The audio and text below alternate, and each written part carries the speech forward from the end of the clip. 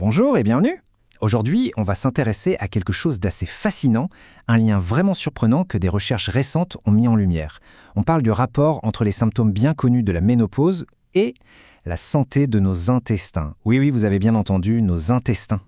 Alors, pour commencer, parlons de choses très concrètes, des expériences que beaucoup de femmes connaissent et même très bien pendant cette période de leur vie. La fatigue, les bouffées de chaleur, les sautes d'humeur, ça parle à beaucoup de monde, n'est-ce pas? Ce sont vraiment des symptômes qu'on reconnaît tout de suite. C'est une réalité partagée, et c'est souvent de ça qu'on parle quand on aborde le sujet de la ménopause.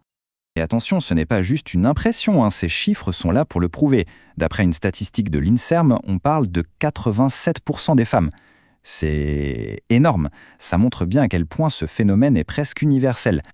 Mais et si la clé pour mieux gérer tout ça se trouvait à un endroit complètement inattendu? C'est la question qui change toute la perspective.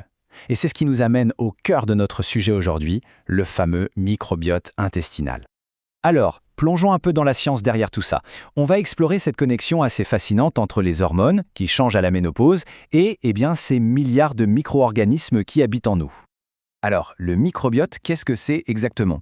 Imaginez un véritable univers à l'intérieur de nous. Un écosystème complexe, rempli de bactéries, de champignons, bref, tout un petit monde qui vit dans nos intestins. Et l'équilibre de ce monde est absolument crucial pour notre bien-être général.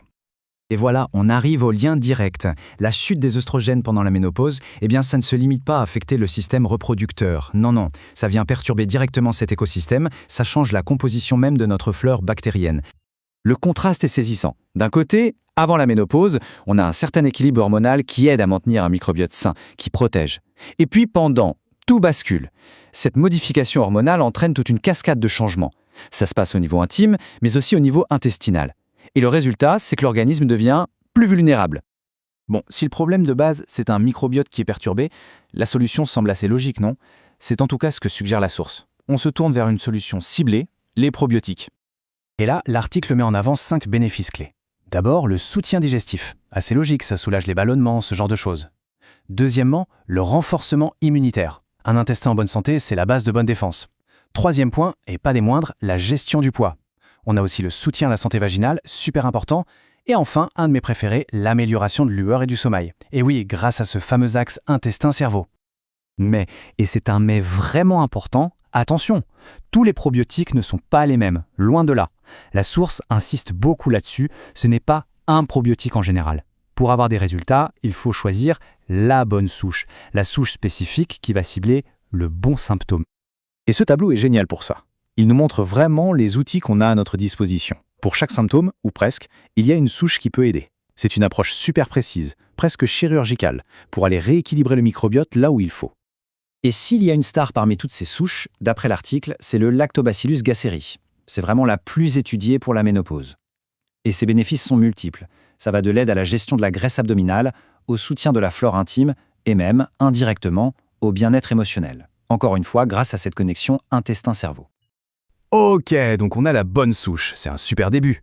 Mais comment on fait pour que ça marche vraiment, pour que la cure soit efficace? Passons aux conseils pratiques. La source nous donne 5 astuces super importantes. La première, préparer le terrain. Ça veut dire manger des fibres pour nourrir les bonnes bactéries. Deuxièmement, la qualité du produit, c'est essentiel. Troisièmement, le timing est clé. À jeun avant le petit déjeuner, c'est l'idéal. Quatrièmement, il faut être patient, ce n'est pas magique, ça prend du temps. Et enfin, évidemment, tout ça fonctionne mieux dans le cadre d'un mode de vie sain. Allez, pour finir, on va répondre à quelques questions que beaucoup de monde se pose et qui sont abordées dans le document. La première question, évidemment, c'est sur les effets secondaires. Est-ce qu'il y a des risques? Et la réponse est plutôt rassurante. En général, c'est très bien toléré. Au début, on peut avoir quelques petits ballonnements, mais c'est temporaire. La seule vraie mise en garde, et elle est importante, c'est pour les personnes immunodéprimées. Là, il faut absolument un avis médical avant de commencer. Une autre question super fréquente, en combien de temps est-ce que ça marche?